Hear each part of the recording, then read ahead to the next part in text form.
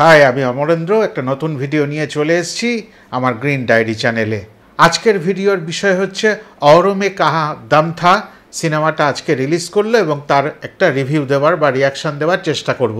তো রিভিউ বা রিয়াকশান দেওয়ার আগে একটা কথা বলে দিই, এটা একটা ভালোবাসার ছবি, কিন্তু একটি অদ্ভুত ভালোবাসার গল্পের ছবি। এটা সেরকম একটা ভালোবাসার ছবি বা গল্প যেখানে আমি তুমি বলে কিছু নেই, আমরা বলে কথাটা স্ট্যাবলিশড হয়। স্টোরি এবং ডিরেকশানে নীরাজ পান্ডে। নীরাজ পান্ডে নামটাই একটা বিশ্বাসের নাম। এই সিনেমা এর আগে এইভাবে গল্প বলা, এই রকম স্ক্রিন প্লে আগে আমি অন্তত দেখিনি। এর ভালো দিক আর দু একটা খারাপ দিক নিশ্চয়ই করে আজকে আলোচনা করব। তার আগে ছোট্ট করে একটু গল্পটা ছুঁয়ে যাই। গল্পটা হলো অল্প বয়সের দুটো ছেলে মেয়ের গল্প, যেটা খুব স্বাভাবিকভাবেই আমরা প্রচুর দেখেছি যখন কলেজে পড়া বা হায়ার স্টাডিজ করা, মানে বুক ভরা স্বপ্ন, কারোর পরিবার নিয়ে, কারোর ভবিষ্যৎ নিয়ে অনেক বড়ভাবে বাঁচার স্বপ্ন। সেই স্বপ্নগুলো সত্যি করার সময় দুটি ছেলে মেয়ের মধ্যে ভালোবাসা হয়। সময়কাল 2001 সাল, এবং এটাও বলা রয়েছে সিনেমার শুরুতেই যে এই গল্পের অনেকটাই কিন্তু সত্যি। সেই কারণেই 2001 সাল দেখানো হয়েছে, যখন শুরুর দিকে ওই কপত কপতির ভালোবাসা দেখানো হচ্ছে। একদম নিষ্পাপ একটি ভালোবাসা। সেই ভালোবাসার পরিণতি এইটুকুই বলে দেওয়া যায়, ছেলেটির যে কোনো কারণে জেল হয়ে যাবে, কাস্টাডি হয়ে যাবে। সেই 25 বছর এত বড় একটা সময়ের জেল হবার পরেও তাদের ভালোবাসা কি টিকে থাকবে, পরিপূর্ণতা পাবে? আর একজন যে জেলের বাইরে অপেক্ষা করছিল, সে কি এতদিন অপেক্ষা করবে? এই সব প্রশ্নের উত্তর পেতে গেলে, এই গল্পটার শেষটুকু জানতে গেলে তবেই এই সিনেমাটা দেখতে যাওয়ার দরকার হবে। আমি চাই যারা আবার রিভিউ দেখে সিনেমাটা দেখতে যেতে চান, তারা অন্তত সিনেমাটা দেখুন। গল্পটা বড় কথা নয়, গল্পটা ওখানে গিয়ে উপভোগ করুন, থিয়েটার হলে গিয়ে। দুটি ছেলে মেয়ে, কৃষ্ণা এবং বসুধা চরিত্রে অল্প বয়সে যারা চরিত্র দুটি অভিনয় করেছেন তারা হলেন শান্তনু আর সাই।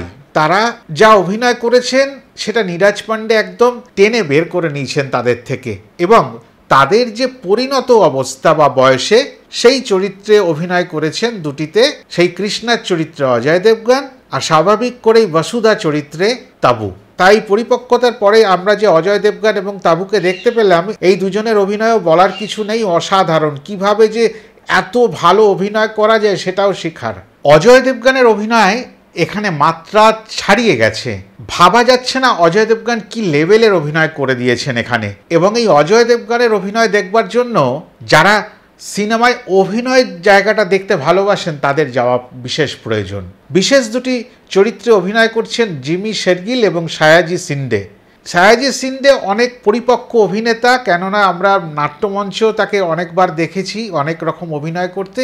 এছাড়াও বিভিন্ন সিনেমায় নেগেটিভ ক্যারেক্টার করতে তো তাকে দেখেইছি, আর বিশেষ করে কমেডি সেন্সও তার অনেক।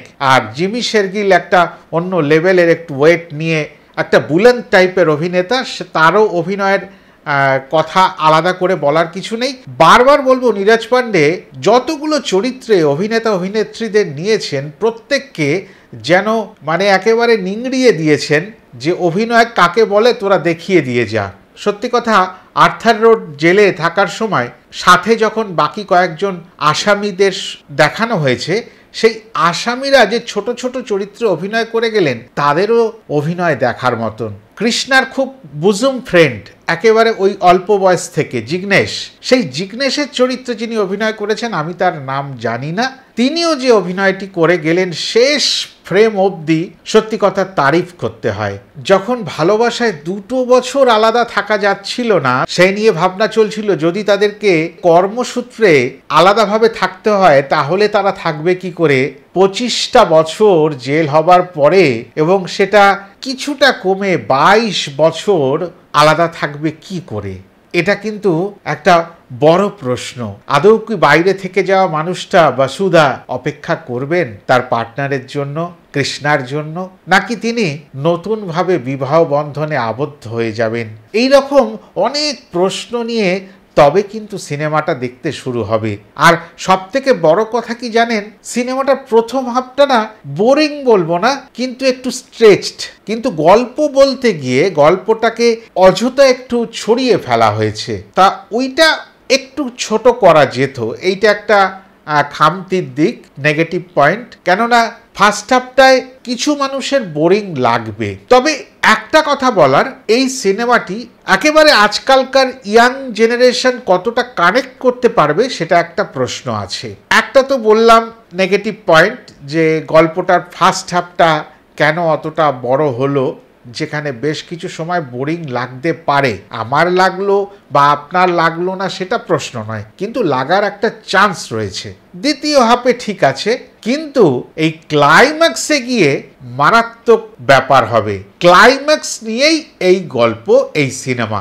শেষ সময় অবধি ধৈর্য ধরে যে এই সিনেমাটি দেখবেন, তার পক্ষে অনেক বড় লাভ হয়ে যাবে সিনেমাটা দেখে, মানে পয়সা वसूल হয়ে যাবে। জেল থেকে বেরোবার সময় একজন প্রশ্ন করছেন অজয় দেবগনকে যে আজ कैसा लग रहा है जेल से छूट के जा रहे हो 22 साल बाद, कैसा लग रहा है आपको? তো একটা ডায়লগ আমার মন ছুঁয়ে গেল, একদম সঞ্জু বাবা জেসা লাগ রা হ্যায়। সত্যি কথা, এইটা কেন ডায়লগটা মনে ছুঁয়ে গেল, কেননা ওই জেলেই একদিন সঞ্জু বাবা ছিলেন।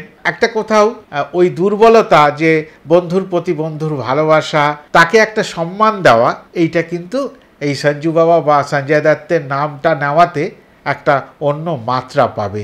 এবার চলে আসি মিউজিকে। ব্যাকগ্রাউন্ড মিউজিক অসাধারণ, মানে সিনেমাটাকে অন্য লেভেলে নিয়ে চলে গেছে। একেবারে শুরুতে কিসি রোজ বলে একটি গান রয়েছে ক্লাসিক্যাল বেসের ওপরে, এবং 70s 80s এর ফ্লেভার রয়েছে। অসাধারণ গানখানি হয়েছে। আরেকটি গান কভি মেরা দিল ছুকার, এই গানটিও অনেকটা আধুনিকতার ছোঁয়া নিয়ে ওই দুটি ভালোবাসার মানুষকে নিয়ে অদ্ভুতভাবে পিকচারাইজেশন করা হয়েছে। সিনেমাটোগ্রাফি অসাধারণ। আরেকটি গান আয় দিল, এই গানটা কারেক্ট সিচুয়েশনে কারেক্ট গান, একদম খাপে খাপ। আবারও বলছি, পিকচারাইজেশন অসাধারণ। ট্রেলার বা টিজারে আমরা আরেকটি ডায়লগ অজয় দেবগনের গলা থেকে শুনেছি, বলে আরে ভাই আপকা প্রবলেম ক্যা হ্যায়, দিমাগ কা প্রবলেম হ্যায়, করতা পহলে সোচতা বাদ মে। সত্যি কথা, এই ধরনের মানসিকতা যাদের আছে তাদের সমস্যা হয়, যে যারা আগে করে ফেলে পরে ভাবে। কিন্তু এই ডায়লগটা দিয়ে যেটা আমরা ভেবে নিতে পারি সিনেমাটা কি হতে চলেছে, আদৌ কি সিনেমাটা সেরকম, যে সত্যিই কি কৃষ্ণার মতন চরিত্রে কোনো খামতি ছিল, যে না ভেবেই সব কাজ করে, ক্রোধান্বিত হয়ে রাগ দেখিয়ে অনেক নিজের এবং পরের ক্ষতি করে ফেলে?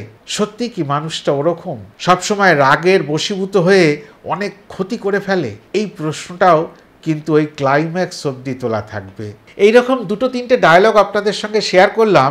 এইরকমভাবে ডায়লগ ডেলিভারি বেশ কিছু জায়গায় অজয় দেবগন অনেকটা মনে করিয়ে দিয়েছে 70s 80s এর অমিতাভ বচ্চনের কথা। মানে যেখানেই ডায়লগ থ্রো হচ্ছে সেখানেই হাততালি পড়ার মানে একটা সম্ভাবনা, সিটি পড়ার সম্ভাবনা। তবে দুর্ভাগ্য, আমি যেই প্রেক্ষাগৃহে সিনেমাটি দেখলাম মাত্র দুজন মিলে বসে দেখলাম। এটাই আমি বুঝতে পারছি না, সিনেমা ভালো হোক বা মন্দ হোক, প্রথম দিনে আগে যে দৃশ্যটা দেখা যেত, সিনেমা দেখার একটা চাহিদা ছিল, ইচ্ছা ছিল, একটা উন্মাদনা ছিল, সেটা গেল কোথায় মানুষের মধ্যে? যাই হোক, ভবিষ্যৎ সব বলবে কোন পথে আমরা যাচ্ছি। এতটুকুই বলার ছিল। ভালো থাকবেন, সিনেমার পাশে থাকুন, আর খুব আনন্দ করুন।